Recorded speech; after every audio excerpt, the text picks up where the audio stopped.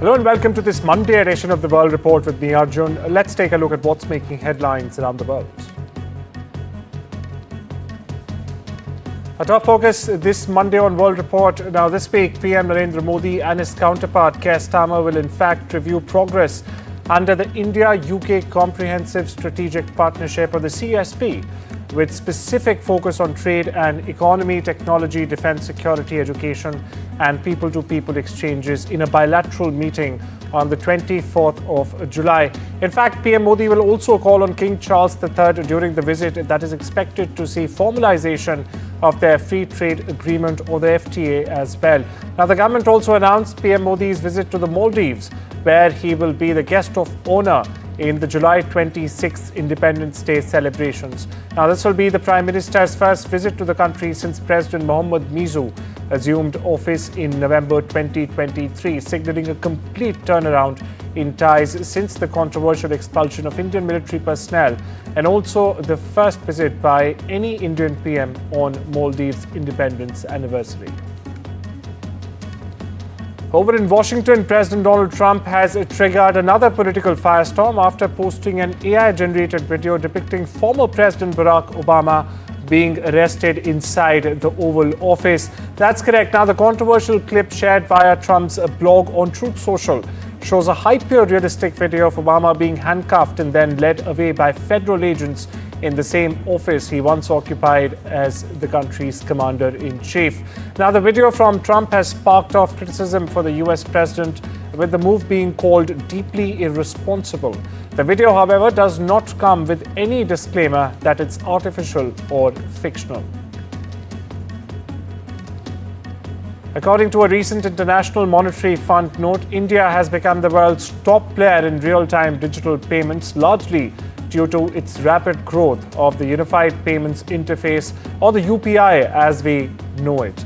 Now, according to data from the Press Information Bureau, or the PIB, UPI now processes over 18 billion transactions every month, accounting for 85% of India's total digital payments. In June alone, for perspective, the platform recorded 18.39 billion transactions worth rupees 24.03 lakh crore, a 32% rise from June last year. Russian President Vladimir Putin is ready to move towards a peace settlement for Ukraine, but Moscow's main objective is to achieve its goal, Kremlin spokesperson Dmitry Peskov told state television in a clip published Sunday. Meanwhile, Russia on Sunday claimed that its forces had struck Ukrainian energy infrastructure, while Ukraine reported on the same day that its air force had shot down Russian drones. Meanwhile, the Russian military continued offensive operations on multiple fronts, striking Ukrainian energy infrastructure, drone assembly workshops, and even temporary deployment points of Ukrainian troops and foreign mercenaries. Now, this is what the Russian Foreign Ministry said. On the other hand, the General Staff of the Ukrainian Armed Force said in its battlefield update on Sunday that 56 combat engagements had indeed occurred along the front lines as of Sunday afternoon, with 17 of them taking place in Pokrovsk. Over in Syria, Bedouin fighters have positions outside the southern Syrian city of Suweda have told media outlets that they will observe a ceasefire with the Druze community there, but have not ruled out resuming hostilities. We stay with Syria, where the clashes between militias of the Druze religious minority and the Sunni Muslim clans have killed hundreds and threatened to unravel Syria's already fragile post-war transitions. According to the UN's International Organization of Migration, more than 128,000 individuals have in fact been displaced since the clashes began around a week ago. Now, the clashes also led to a series of targeted sectarian attacks against the Druze community, followed by revenge attacks against the Bedouins. Meanwhile, listen into one of the Druze victims. انهزمنا من الرصاص، قاموا يقوسوا البيوت والله من دحين ما ضروا حدا، لا هذول ضرونا ولا هذول ضرونا، اما خايفين من ولادنا اطفال جهال، الرصاص قام يجي على البيوت وجينا اللي يجي نزحنا ترى هناك. ايوه. Over in Gaza, residents fled their homes with their belongings on Sunday as Israel's military issued evacuation orders for areas of central Gaza. Now, the orders cover one of the few places where Israel has rarely occupied with ground troops and where many international organizations attempting to distribute aid are in fact located. Now, the new evacuation orders cut across between the central city of Deir al-Bala and the southern cities of Rafah and Khan Yunis in the narrow territory. The military also, meanwhile, reiterated evacuation orders for northern Gaza. اليوم بتفاجئ الصبح إلا القصف في كل مكان، إلا بنزلوا مناشير، بنطلع إلا أخلاء. طب أنت خان يونس كلها هياتها أخلاء، والمواصي ما فيها أي مكان أساساً تكفي لأهل خان يونس، ورفح كلها أخلاء، وأنت الحين بتحدد نص الدير أخلاء، طب وين نخلي؟ And smoke was seen billowing in Gaza on Sunday as Israel's military issued evacuation orders for central areas of the territory. Now, it is one of the few places where Israeli forces have rarely operated with ground troops and where many international organizations are trying to distribute aid. Now, at least 85 Palestinians were killed while trying to reach food and locations across Gaza on Sunday. The territory's health ministry has said on the deadliest day yet for aid seekers in over 21 months of the war. Over in Japan, the ruling coalition has lost its majority in the country's upper house, but Prime Minister Shigeru Ishiba has said that he has no plans to quit whatsoever.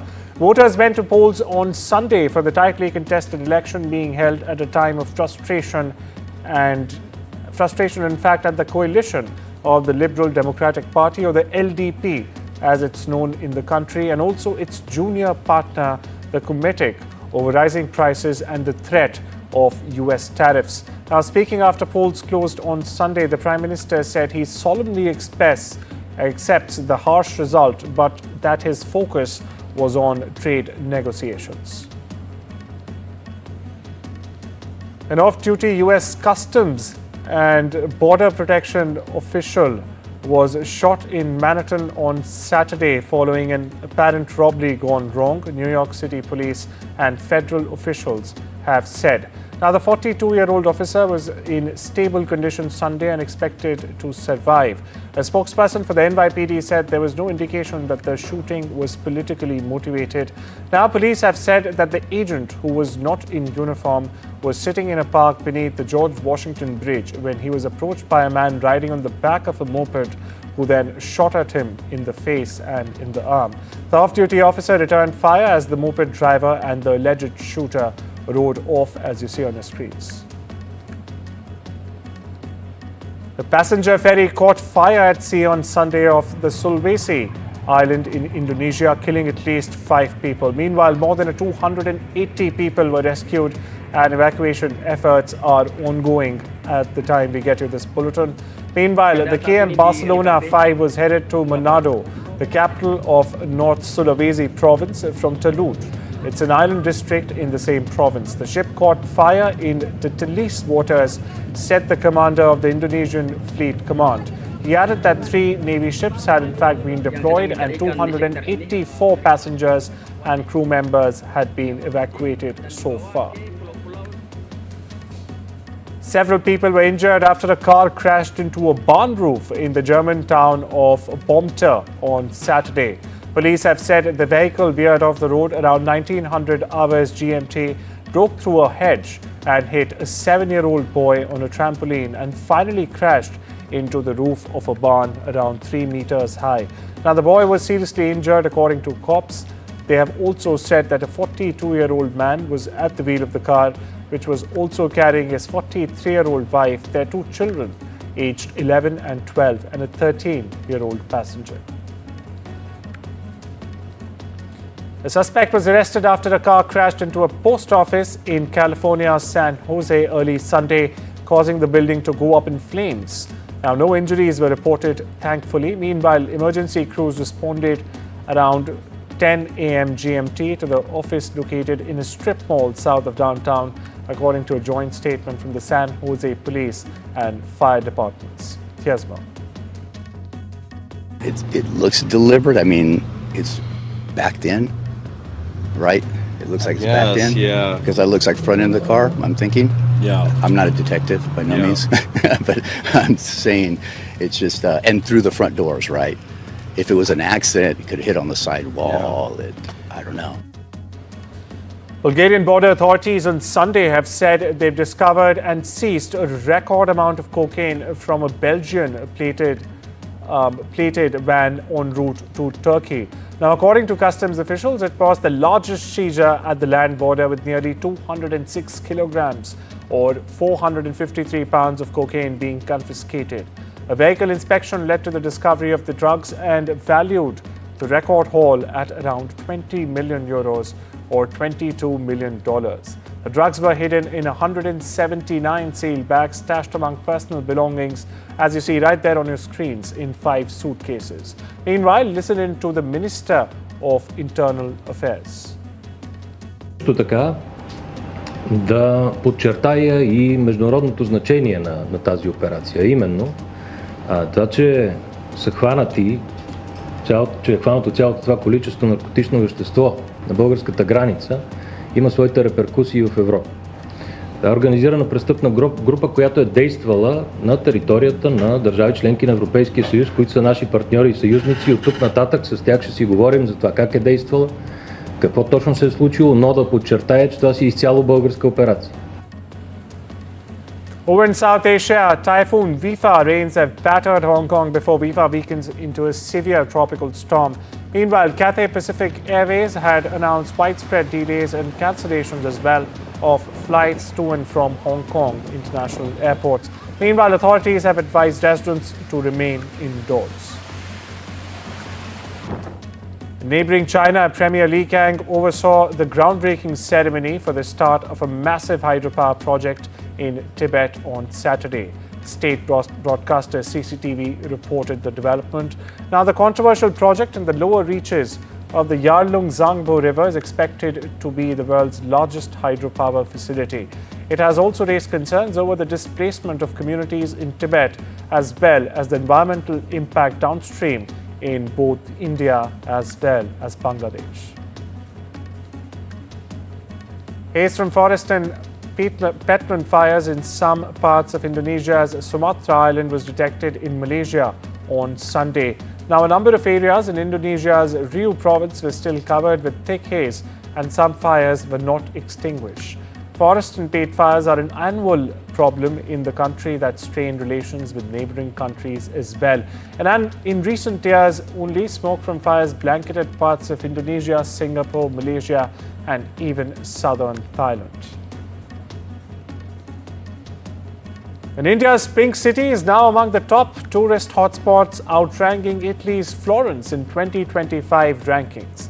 Rajasthan's capital Jaipur has outranked Italy's Florence in the World's Best Awards 2025 survey by global travel publication Travel Plus Leisure.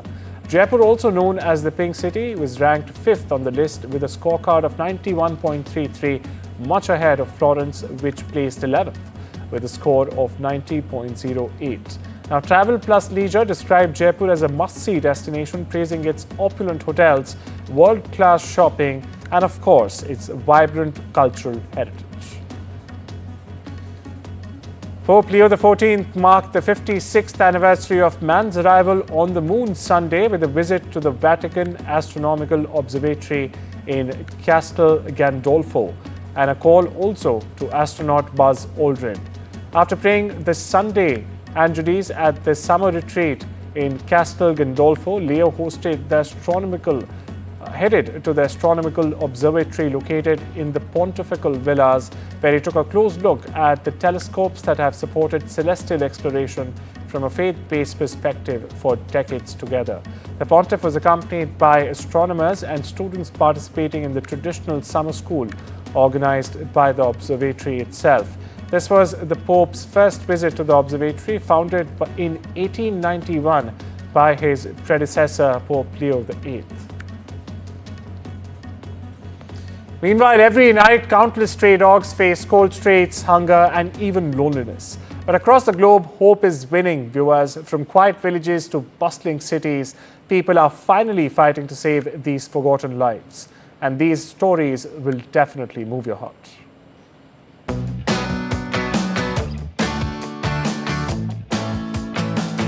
the Netherlands, stray dogs aren't just animals, they're part of the family we've forgotten. Here, every dog is registered and sterilized. Campaigns echo a simple truth: adopt, don't shop. It's about giving these lost souls a second chance, a warm home, a gentle touch, a future filled with love.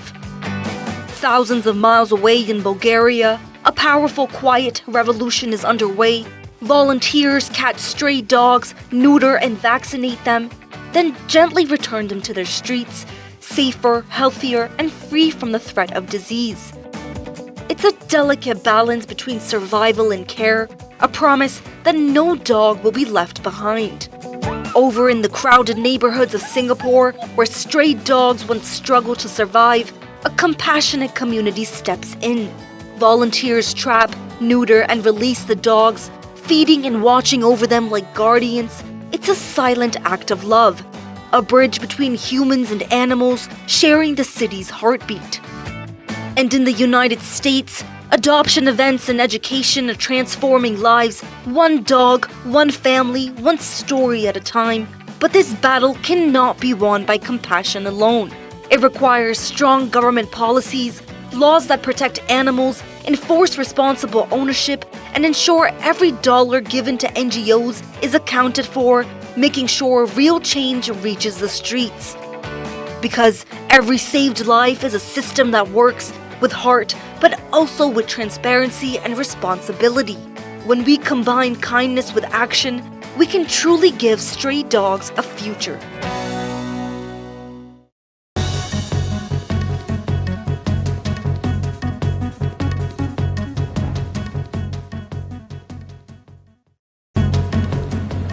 And welcome back. You're watching The World Report on NDTV. We shift our focus to news from the world of business.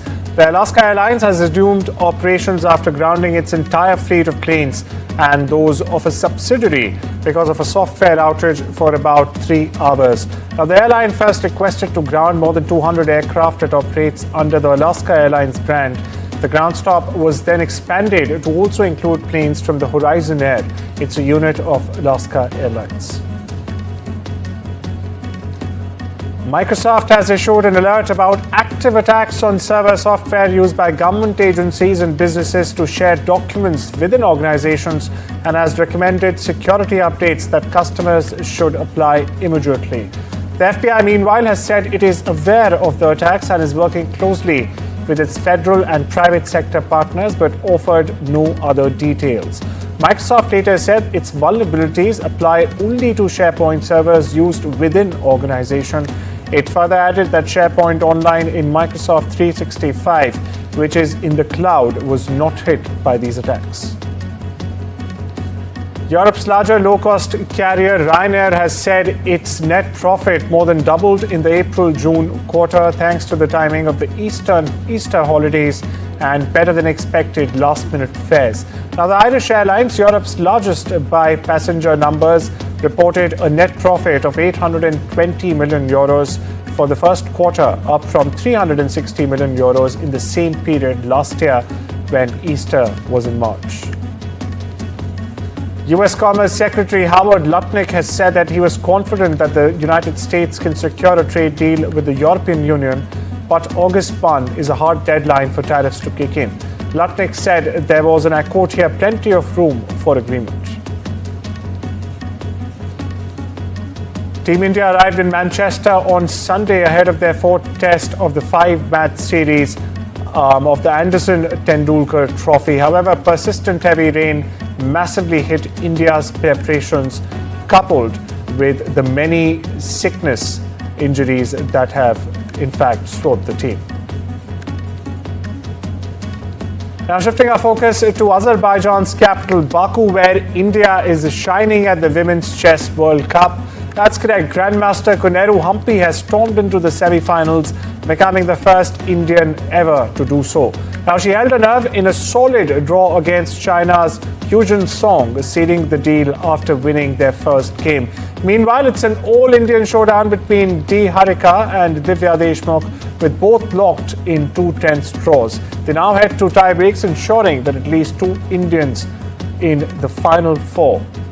But it's heartbreak for our Vaishali, who in fact narrowly lost to ex-world champion Tan Zonki despite a strong fight. With India already making history in Baku, the hunt is now on for a spot in the candidates. The second march against gentrification, in fact, took place in the southern Mexican city on Sunday. Indigenous groups near the demonstration area, youth and anti-gentrification groups marched against real estate speculation ahead of the FIFA 2026 World Cup in the Mexican capital. They're also protesting the environmental damage they say construction and renovation in the area could cause. Last week tonight, host John Oliver noted that the cancellation of the Late Show with Stephen Colbert is very sad, while also speaking with reporters Saturday night. Oliver added, and I'm quoting here, "I love Stephen, I love his staff, I love the show, it's incredibly sad." On a more positive note, Oliver also said he's partly excited to see what they're going to be doing next. And Sholay is set to complete 50 iconic years this August, viewers. Meanwhile, fans of the iconic film are spread across the globe, with one of India's longtime allies, Iran, honouring it in a creative way. Now, Tehran has paid homage to India's timeless classic by publishing a post from its official consulate. That's all we have for you this Monday. Take care and have a wonderful day.